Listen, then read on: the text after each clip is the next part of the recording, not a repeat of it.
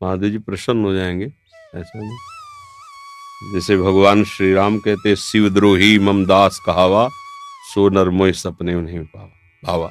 अगर कोई भगवान शंकर की निंदा करे, हरि की उपासना करे तो प्रभु हरि को अच्छा नहीं लगता। ऐसे कोई शंकर जी की उपासना करे और हरि की अवहेलना करे तो काकभूषण चरित्र पढ़ के देख लीजिए। शंकर जी ने ही श्राप दे दिया, उन्हीं का मंत्र जप रहे थे, उन्हीं के मंदिर में थे। नीच गुरुदेव पधारे और तू खड़ा नहीं हुआ, जा 10,000 योन अजगर की प्राप्त कर। भगवान शंकर ने दंड दे दिया। तो भगवान शंकर और भगवान श्री हरि ये परस्पर कहने को दो हैं, एक ही हैं।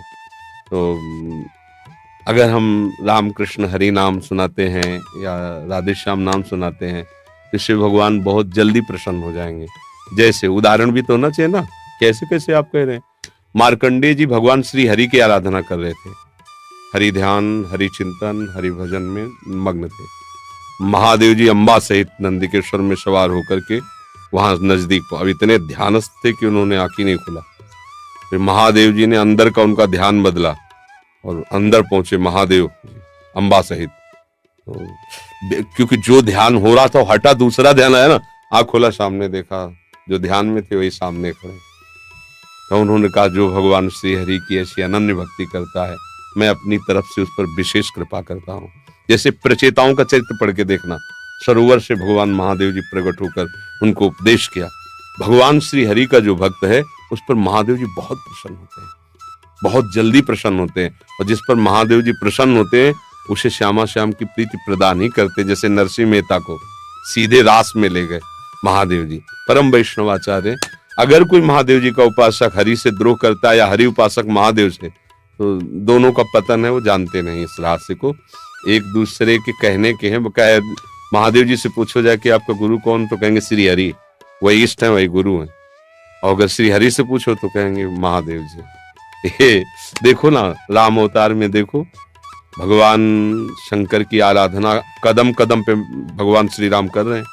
पुल बांधने जा रहे तो रामेश्वर की स्थापना, और कदम कदम पे हनुमान जी, शिव ही है ना, 11वें रुद्र का अवतार, उनकी चरण सेवा।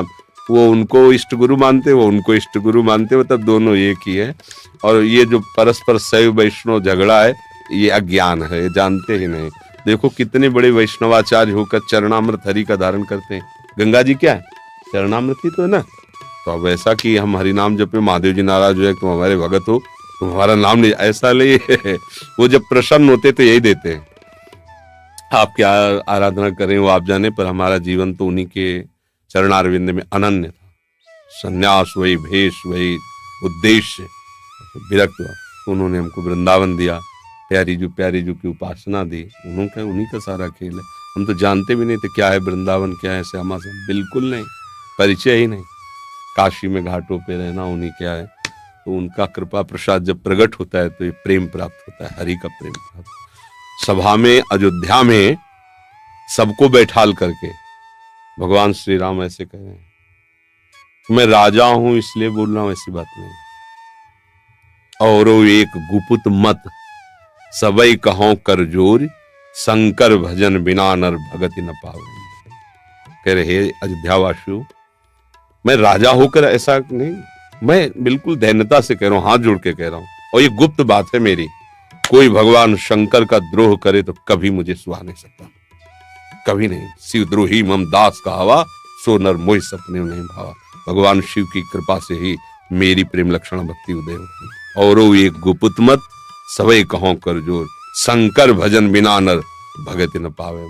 राधा राधा राधा राधा बाबा, प्रारंभ में शंकर जी की ही आराधना से भगवान शंकर उठा देते हैं जीव को। इसका प्रधान कारण है अहंकार के देवता हैं वो अहंकार ही सारे बंधनों का कारण है।